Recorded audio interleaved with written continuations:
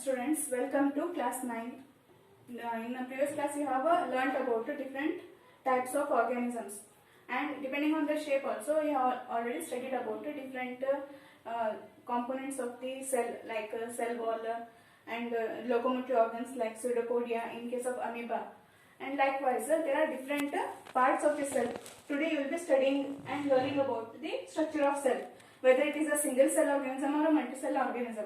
Each and every cell has a basic components like cell membrane and cell wall, nucleus and cytoplasm.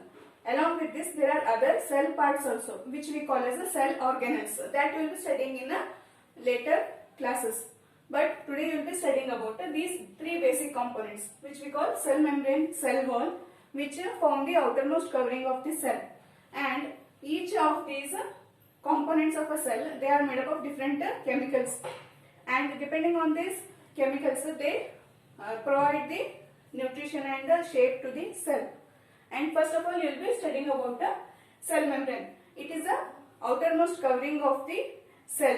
In case of almost all organisms like amoeba and different microscopic cells which are present inside our body, example RBC, neuron, these also have a outermost covering. So that outermost covering which will form and protect the cell from the outer environment conditions, that is cell membrane. It will form a outermost boundary of a cell that will separate the cell from the external environment. And what is its function? It is providing movement of oxygen as well as carbon dioxide inside the cell, and it is also maintaining the shape of the cell. And it is a living component. It is composed of proteins and lipid molecules that will provide the cell with a particular definite shape. And similarly, this cell membrane, it is made up of two layers, like this upper, which is made up of lipid molecules.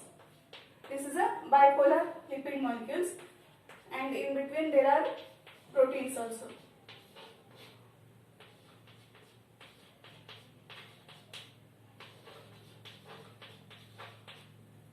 Like this it is.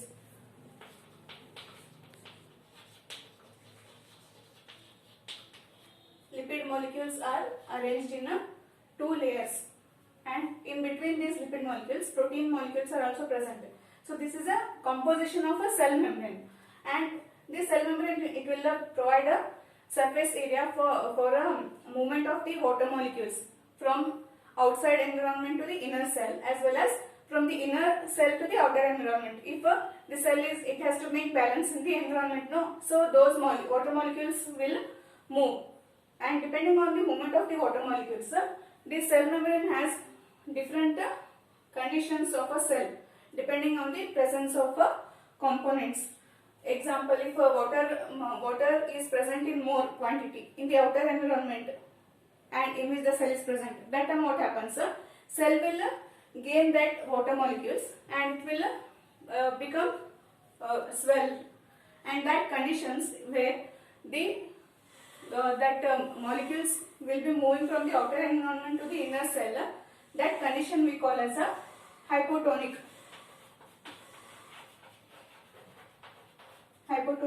solution. In this, it is a condition of a cell in which the cell will gain the water molecules from its outer environment. This is the first one. Second one is isotonic. In that, what happens? Both cell inner conditions as well as the outer environment conditions are having both balanced water content. In that, there is no net movement of the water molecules takes place. Iso means it is a similar, balanced. So that condition we call as isotonic solution. And similarly, there is another condition in which the cell environment, it is having a more water as well as it may be salt as well as sugar content. And in that condition what happens? Cell has to lose water from its inner part. So what happens? That type of condition in which there is a more concentration of sugar as well as salt content outside the environment as well as inner part of the cell, that from inner cell the water molecules will move, water as well as the sugar and salt condition molecules will move. So that condition of a cell in which the cell will loses the water from its inner part, that condition we call as a hypertonic.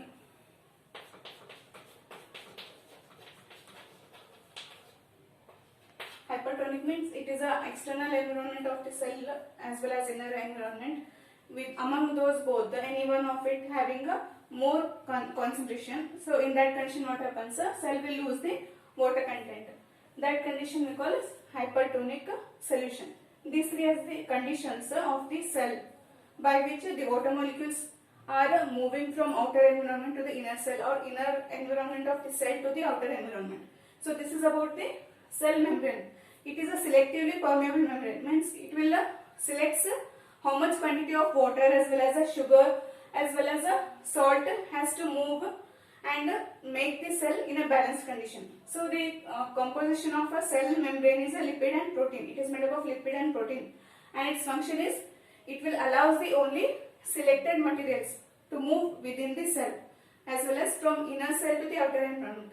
How much it has to make balance now, that much quantity it will allow the movement of those molecules. Next is cell wall. It is a non-living part of the cell. It is not made up of any kind of chemicals, but it is providing rigidity and shape to the cell. It will protect the cell from the external environment, and it is present in plants, animals, bacteria as well as fungi in almost all multicellular eukaryotic organisms. Cell wall is the outermost covering. It will provide a definite shape to the cell, and it will make the cell in a proper condition. It will not allow the cell to dry up. Okay, understood about the cell wall and cell membrane?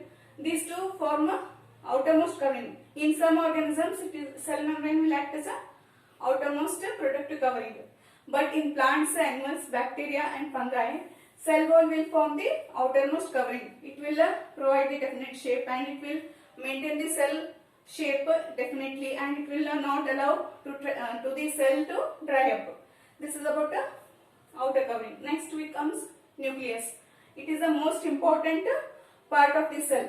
It is spherical in shape, made up of double layers, and inside this nucleus there is a jelly-like, this dot-like structures. Whatever you are seeing, this is called nucleoplasm, and it will contain the spherical structure called nucleolus. And in between these double layers there is having a pores. These are called as nuclear pore. And in this nucleus is also having a thread-like long elongated structures, which we call as a chromosomes. This will form the main important component of the cell, present in all eukaryotes, not in prokaryotes. Understood? Only in eukaryotes nucleus is present, but in prokaryotes only chromosomes are present.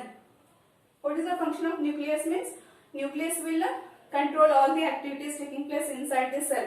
For example, it will cover the all vital processes.